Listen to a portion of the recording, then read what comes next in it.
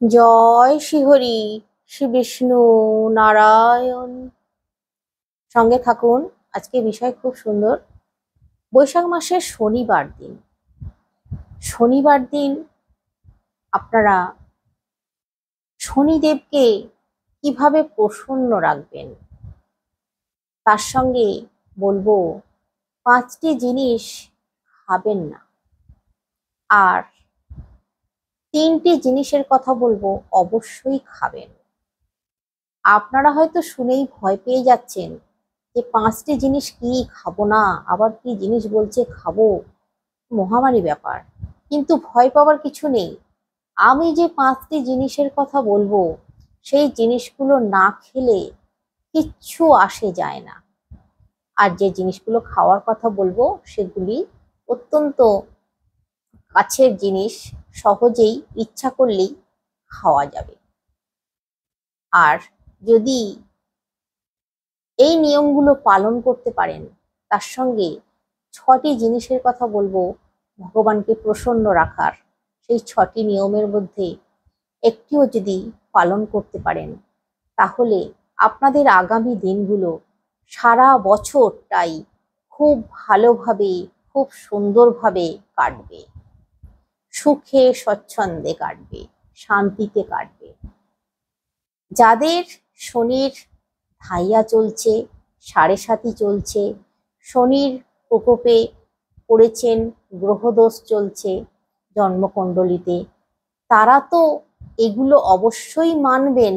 আর যাদের এই সমস্যাগুলো নেই, তারাও যদি মেনে চলতে পারেন, তাহলে তারা আরো ভালো থাকবেন, আরো সুস্থ থাকবেন, আরো শান্তিতে থাকবেন, নির্বিঘ্নে থাকবেন যাকে বলে। সারা বছরটাই দেখবেন, আমার কথা মিলিয়ে নেবেন। ভগবান শনিদেবকে প্রসন্ন রাখুন। অনেকে করে কি, এই শনিদেবের নাম শুনে ভয়ে একেবারে সিটিয়ে যায় ভিতরে, এতটাই ভয় পায় শনিদেবের সামনে যেতেই পারে না। তবে হ্যাঁ, আপনারা যখন শনি মন্দিরে যাবেন, তখন ভগবানের চোখের দিকে তাকাবেন না, একটু সাইডে দাঁড়িয়ে ভগবানের শ্রীচরণের দিকে তাকাবেন, তাকিয়ে প্রণাম করবেন। আপনারা প্রতি শনিবার যদি ভগবানের কাছে গিয়ে ধূপ মোমবাতি জ্বালিয়ে দিয়ে আসতে পারেন সন্ধ্যার সময়, ভগবানের কৃপা লাভ করবেন অবশ্যই। আমি এখানে আরো কটা কথা বলে দেব, সঙ্গে থাকুন। ভিডিও ছেড়ে চলে গেলে আপনারা অনেক কিছু জিনিস মিস করে যাবেন, তাই আমি বলছি আপনারা প্রথম থেকে শেষ পর্যন্ত সঙ্গে থাকুন। আমরা মানুষ, আমাদের জীবনে জোয়ার ভাটা আছে, সুখ দুঃখের জোয়ার ভাটা। কিন্তু অনেকেই হয়তো বলেন যে আমার ভাগ্য খারাপ, আমার ভাগ্যে নেই, ভাগ্যের দোহাই দিয়ে নিজে অলসতা করে। আর শনিদেব হচ্ছেন কর্মের দেবতা, ভালো কর্ম ভালো ফল দেন উনি, খারাপ কর্মের খারাপ ফল দেন উনি। উনি হচ্ছেন মানে আমাদেরকে শাসন করেন, আবার উনি যার উপর কৃপা করেন তাকে ভরিয়ে দেন। তাই বলছি, ভগবানকে একটু প্রসন্ন রাখুন আপনারা। অনেকেই হয়তো বলেন যে এত পরিশ্রম করি, এত পরিশ্রম করি, তার বিনিময়ে কিছুই পাই না। আর যারা অল্প পরিশ্রম করে পায়ের ওপর পা তুলে বসে আছে, তারা তাহলে কি? তারাও তো মানুষ, আমিও তো মানুষ। দেখুন, এগুলো মানুষের কর্মফলে তো হয়, কিন্তু আমাদের ভাগ্য নিয়ে বসে থাকলেও তো চলে না, আমাদেরকে চেষ্টা করতে হয় অনেক কিছু। তার সঙ্গে কিছু ঠাকুর দেবতাকেও মানতে হয়, তার সঙ্গে কিছু নিয়ম মানতে হয়, মেনে চলতে হয়। তবে হ্যাঁ, আমি আপনাদেরকে এবারে বলবো ভগবানকে কিভাবে প্রসন্ন রাখবেন। কটা পয়েন্ট বলে দিচ্ছি আপনাদেরকে।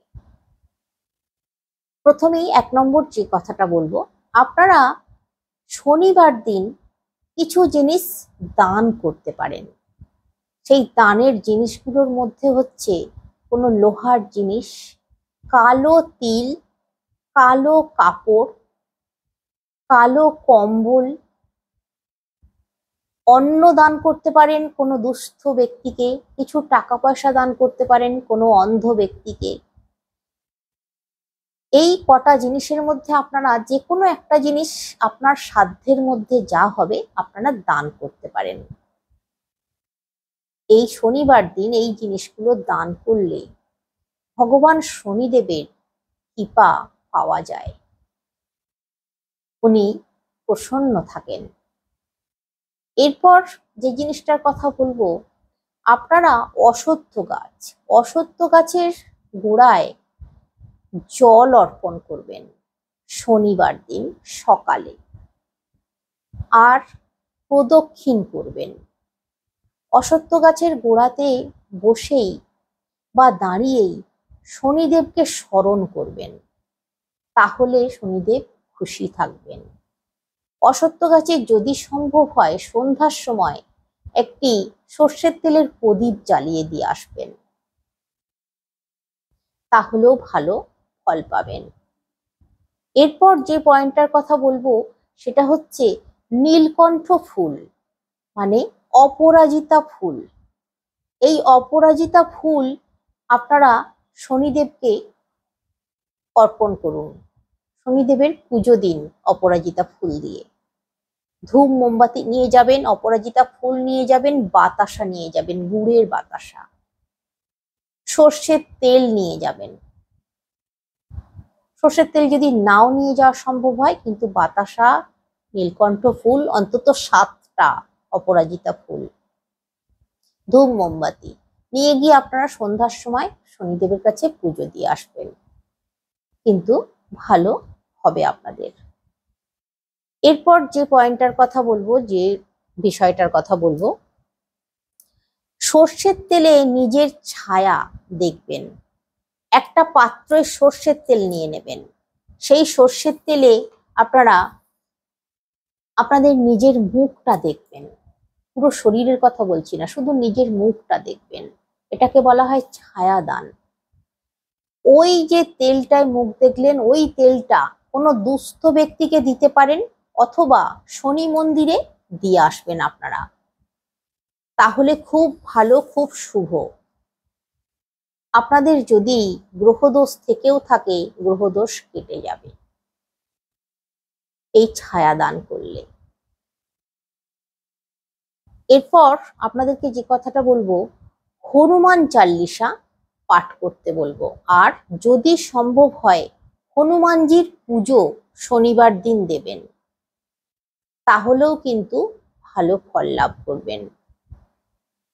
হনুমানজি মানে শনিদেব হনুমানজিকে কথা দিয়েছিলেন যে হনুমানজির পুজো অর্চনা যিনি করবেন, যিনি হনুমানজির ভক্ত হবেন, তার কোনো ক্ষতি উনি করবেন না, ওনার প্রকোপ থেকে রেহাই দিয়ে দেবেন তাকে। তাই হনুমান চাল্লিশা পাঠ আর হনুমানজির পুজো অবশ্যই শনিবার দিন দেবেন। বিশেষ করে যাদের ধাইয়া চলছে, 7.5 চলছে, তারা তো অবশ্যই করবেন। আর এইখানে আমি আর একটা জিনিসের কথা বলে দেব, যদিও এটা শনিবারে শনিদেবের সঙ্গে সম্পর্ক নয়, তবু আমি বলে দিচ্ছি এখানে, ভোলে বাবাকে সন্তুষ্ট করবেন, মহাদেবকে। এই বৈশাখ মাসে, বিশেষ করে এই বৈশাখ মাসের শনিবারে একটা তামার ঘট নেবেন, তামার ঘটে কিছুটা জল নেবেন, গঙ্গা জল নিতে পারেন বা আপনার বাড়ির শুদ্ধ জল নিতে পারেন, তাতে কিছুটা কালো তিল মিশিয়ে নেবেন, নিয়ে মহাদেবকে অর্পণ করবেন, তাহলে আপনারা আপনাদের গ্রহদোষ থেকে মুক্তি পাবেন, মহাদেবের আশীর্বাদ পাবেন, আবার শনিদেবেরও আশীর্বাদ পাবেন, কৃপা পাবেন। শনিবার দিনই কিন্তু করতে হবে। আর আপনারা জানেন তো যে মহাদেব বা ভোলেনাথের পুজো যে আপনারা করেন কোন দিকে মুখ করে করতে হয়? উত্তর দিকে অথবা পূর্ব দিকে মুখ করে করবেন। যদি আপনার বাড়িতে, হয়তো এখানে অনেকেই বলবেন যে আমাদের বাড়িতে শিবলিঙ্গ নেই, আমরা তাহলে কি করব? আপনারা এই শনিবার দিন মন্দিরে চলে যাবেন সকাল সকাল স্নান সেরে। মন্দিরে আপনারা জল তিল নিয়ে যাবেন, নিয়ে গিয়ে মহাদেবের মাথায় ঢালবেন। আর মন্দিরে যখন যাবেন অবশ্যই এই কাজটা করবেন। ঘন্টি আছে না মন্দিরে, যে ঘন্টি বাজাবেন 3 বার, 3বারের বেশি নয়। আর মন্দিরে যান যখন, তখন যদি দেখেন যে সামনে নন্দী মহারাজ আছে, তাহলে নন্দী মহারাজের কানে আগে আপনার প্রার্থনাটা জানিয়ে নেবেন যে আমাকে প্রভু আমার এই সমস্ত দোষ থেকে মুক্ত করো। জানিয়ে তারপর মহাদেবের মন্দিরে ঢুকে মহাদেবকে জল অর্পণ করবেন। দেখবেন আপনারা ভালো ফল পাবেন। এরপর আমি আপনাদেরকে বলবো 5টি জিনিস, যে 5টি জিনিস আপনারা খাবেন না। এই 5টি জিনিসের মধ্যে প্রথম জিনিসটা হচ্ছে আম, কাঁচা আম, কাঁচা আমের আচার একেবারে ভুলেও খাবেন না। বা অতিরিক্ত পর্যায়ে টক জাতীয় জিনিস, তেঁতুল হতে পারে, কুল হতে পারে, বিশেষ করে আমটা। টক জিনিস শনিদেবের খুব অপছন্দের জিনিস। তাই শনিবার দিন, বিশেষ করে এই বৈশাখ মাসের শনিবার দিনগুলোয় একেবারে এই জিনিস গ্রহণ করবেন না। এরপর যে জিনিসটার কথা বলবো, 2 নম্বর জিনিসটা হচ্ছে শুকনো লঙ্কা। শুকনো লঙ্কাও কিন্তু খাবেন না। আপনাদের যদি শুকনো লঙ্কা খাওয়ার অভ্যাস থাকে, তরকারিতে ঝাল খাওয়ার অভ্যাস থাকে, তাহলে আপনারা কাঁচা লঙ্কা ব্যবহার করতে পারেন, কিন্তু শুকনো লঙ্কা ভুলেও না। এরপর যে জিনিসটার কথা বলবো, চোঙা পোড়া জিনিস, বেগুন পোড়া, টমেটো পোড়া, রুটি পোড়া, এই রকম ধরনের জিনিস ভুলেও না। চোঙা পোড়া জিনিস আপনাদেরকে আরো গ্রহদোষে ফেলে দেবে, আপনাদেরকে আরো বিপদের দিকে ঠেলে দেবে। তাই চোঙা পোড়া জিনিস এই শনিবার দিন বর্জন, ভুলেও না। এরপর যে জিনিসটার কথা বলবো, দই, দুধ। এই দই, দুধ, এই জিনিসগুলো কিন্তু শনিবার দিন, এই বৈশাখ মাসের শনিবার দিন আপনারা খাবেন না বা কাউকে দেবেনও না। শনিবার দিন দুধ, দই এগুলো খাবেন না। এরপর যে জিনিসটার কথা বলবো, আমিষ জাতীয় জিনিস। আর যদি একান্তই কেউ আমিষ খেয়েও থাকেন, কিন্তু না খাওয়াই খুব ভালো, আমিষ এই দিন খাওয়া একেবারেই উচিত না। যাদের বিশেষ করে ধাইয়া 7.5 শনির প্রকোপ চলছে, তাদের তো ভীষণভাবে মানা উচিত সম্পূর্ণ নিরামিষ। এই দিন কোনো রকম আমিষ ঘরে ঢোকানোই উচিত নয়। বাকি আমি সবার জন্য বলছি, এই দিন মসুর ডাল আপনারা খাবেন না, মসুর ডালটা ভুলেও খাবেন না। এরপর যে জিনিসটার কথা বলবো, সেই জিনিসটা হচ্ছে মদ। যারা মদের নেশা করেন, একটু আধটুও খান মাঝে মধ্যে, আমি তাদের কথাও বলছি। অনেকেই আছেন, দেখুন আজকালকার দিনে মদ খায় না এমন মানুষ নেই। সমাজে থাকতে গেলে, কাজ কারবারের জায়গায় থাকতে গেলে, বন্ধু বান্ধবদের সঙ্গে মিলেমিশে থাকতে গেলে একটু আধটু খেতেই হয়। আমি বলছি না সেটা দোষের, কিন্তু এই শনিবার দিন, এই বিশেষ করে এই বৈশাখ মাসের শনিবার দিন মদটা আপনারা ছোঁবেন না। দেখবেন আপনারা জীবনে অনেক উন্নতি করতে পারবেন, ভগবানের আশীর্বাদ পাবেন, শনিদেবের কৃপা লাভ করবেন। ওই যে বললাম উনি কর্মের দেবতা। তাই আপনারা শনিবার দিন মদটা ছোবেন না। এরপর আমি আপনাদেরকে বলবো বলেছিলাম যে জিনিসটা খাবেন, অবশ্যই খাবেন এই শনিবার দিন। শনিবার দিন খাবেন হচ্ছে বিউলির ডাল। বিউলির ডালের বড়া খেতে পারেন, রস বড়া বানিয়ে নিতে পারেন। বিউলির ডাল অথবা রান্না করে এমনি ডাল ভাতের সঙ্গেও খেতে পারেন। বিউলির ডাল খাওয়া কলাইয়ের ডাল বলা হয়। এই বিউলির ডাল খুব খাওয়া শুভ এই দিন, এই শনিবার দিন। আর এই দিন আর একটা জিনিস খাবেন, সেটা হচ্ছে গোলমরিচ। আমি আপনাদেরকে বলছিলাম লঙ্কার কথা, তো আপনারা গোলমরিচ ব্যবহার করতে পারেন রান্নায়। আর গোলমরিচ অন্তত একটা দুটো হলেও এই শনিবার দিন খাবেন, ভালো ফল পাবেন। তাহলে গোলমরিচ খাওয়া অত্যন্ত ভালো এই শনিবার দিন। এরপর যে জিনিসটার কথা বলবো সেটা হচ্ছে লবণ। এমনি যে লবণ আমরা রান্নায় খাই, ওই লবণটা ব্যবহার করবেন না, সৈন্দক লবণ ব্যবহার করবেন। সৈন্দক লবণ ব্যবহার করা অত্যন্ত ভালো এই শনিবার দিন। সৈন্দক লবণ খাবেন, খেলে আপনাদের যে প্রকোপগুলো চলছে সেগুলো কেটে যাবে। নুনটা ছোবেন না, নুনটা খাবেন না একেবারেই না। আর সৈন্ধক লবণ, কাঁচা লবণটা খাবেন না। সৈন্ধক লবণ রান্নায় দিয়ে সেই লবণ খাবেন।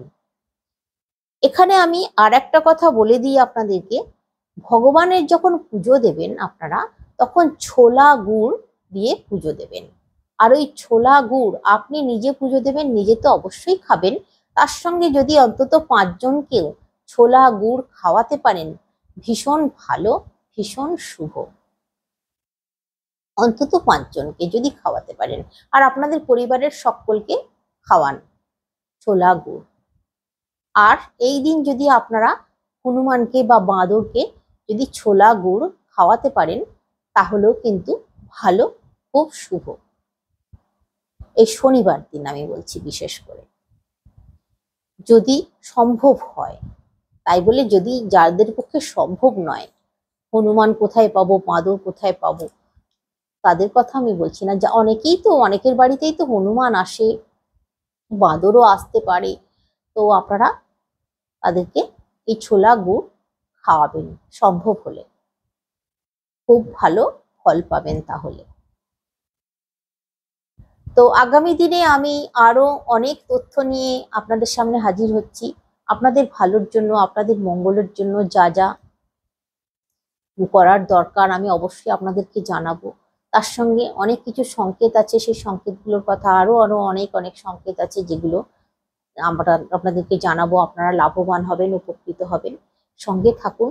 আর যদি সম্ভব হয় আপনারা অবশ্যই একটা লাইক করবেন আর কমেন্ট করবেন। অবশ্যই আপনাদের প্রশ্ন থাকলে অবশ্যই আমাকে কমেন্টে জানান, আমি আপনাদের প্রশ্নের উত্তর দেব। আমি প্রত্যেকেরই প্রশ্নের উত্তর দিয়ে থাকি, সঙ্গে সঙ্গে দিই না, তো একটু দেরি হয় কোনো কোনো সময়। আমি তো কাজে কর্মে থাকি, তখন তো দেরি হয়, কিন্তু আমি প্রশ্নের উত্তর দেব। যেই সংক্রান্ত ভিডিও সেই বিষয়ে আমাকে, সেই ভিডিওতে সেই বিষয়ে আমাকে প্রশ্ন করবেন, আমি অবশ্যই আপনাদের প্রশ্নের উত্তর দেব। তাহলে অনেক অনেক সুস্থ থাকুন, অনেক অনেক ভালো থাকুন, হাসিতে থাকুন, খুশিতে থাকুন, শ্রীহরি শ্রী বিষ্ণু নারায়ণের কৃপায়। আজ তাহলে আসছি।